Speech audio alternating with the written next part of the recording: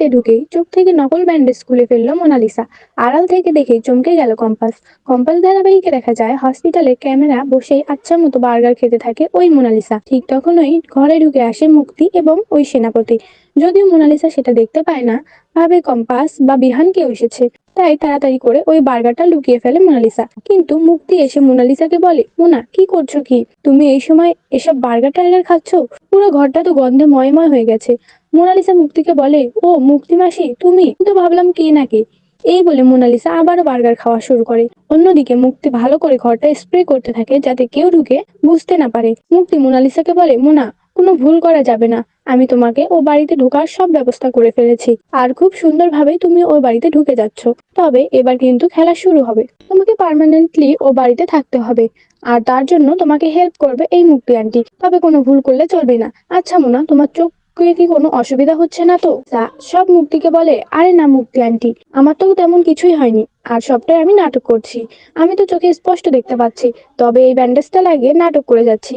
এই নাটক করে আমি বিহানকে পাবো, আর ওই কম্পাসকে আমি জীবন থেকে তাড়াবো। তোমাকে অনেক ধন্যবাদ মুক্তি মাসি, তুমি ও বাড়িতে ঢোকার ব্যবস্থা করে দিয়েছো। এ বলে মুক্তিকে জড়িয়ে ধরে খুশিতে আত্মহারা হয়ে যায় মোনালিসা। আর এরপরেই মুক্তি এবং সেনাপতি দুইজনে ওই কেবিন থেকে বেরিয়ে যায়। অন্যদিকে দেখা যায় চৌধুরী বাড়িতে যেহেতু মোনালিসা কদিনে বাড়িতেই থাকবে, কি খাবে না খাবে তার ডায়েট চর্চা পৃথা বাবুলাল কাকা এবং বুবলিকে বুঝিয়ে দিতে থাকে। তবে তিনজল বুঝতে পারে এই মোনালিসা এই বাড়িতে ঢুকছে, আবার সংসারে একটা ঝামেলা হবে। তিনজল এসব ঝামেলা অশান্তি কিছুই চায় না, একটু শান্তি চায়। এরপরেই দেখা যায় যে মোনালিসা ধরে কম্পাস এবং মুক্তি দুজনেই চৌধুরীর বাড়িতে ঢোকে, আর বিহানের সাথে থাকে।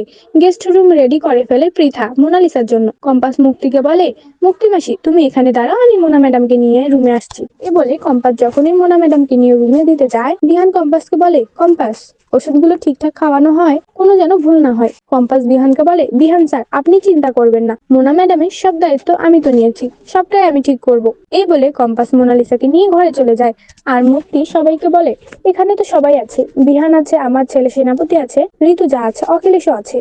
আমি একটা কথা বলতে চাই, এবার সেনাপতির ডিএনএ টেস্টটা করিয়ে ফেলা প্রয়োজন, কারণ আমি আর এই বোঝা নিয়ে বেড়াতে পারছি না। প্রমাণ হয়ে যাক এটা সেনাপতি এই বাড়ির সন্তান, অখিলেশের সন্তান, তাহলে আর সেনাপতির জন্ম পরিচয় নিয়ে এত প্রশ্ন উঠবে না, আর আমাকেও এত অপমানিত হতে হবে না।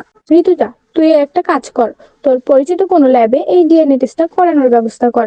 ঋতুজা মুক্তির কথা শুনে বেশ অবাক হয়ে যায়। বিহান ঋতুজাকে বলে, হ্যাঁ মা, আমি সবই জানি, আর তুমি আমার উপর ভরসা রাখো। ঠিক তখনই সেখানে অখিলেশ এসে বিহানকে বলে, বিহান ডিকের আসতে একটু দেরি হবে, সবার আগে উনি একটা জেনারেল হসপিটালে যাচ্ছেন, আসলে ওখানে বাচ্চাদেরকে কিছু চকলেটস গিফটস এগুলো দেবে আর কি, এজন্য ওখানে যাচ্ছে। ফোন থেকে কিন্তু ঋতুজা সবটা শুনে ফেলে। অন্যদিকে কম্পাস ভাবতে থাকে, এই ডিকের উদ্দেশ্যটা কি, সেটা আমি তো বুঝতেই পারছি না। তো বন্ধুরা তোমরা এটাই চাও তো, যে কম্পাস ডিকের উদ্দেশ্য যেন বুঝতে পারে, কম্পাস আর মোনালিসার নাটক করে যেন ধরতে পারে কম্পাস? কমেন্টে জানাতে ভুলো না। ধন্যবাদ।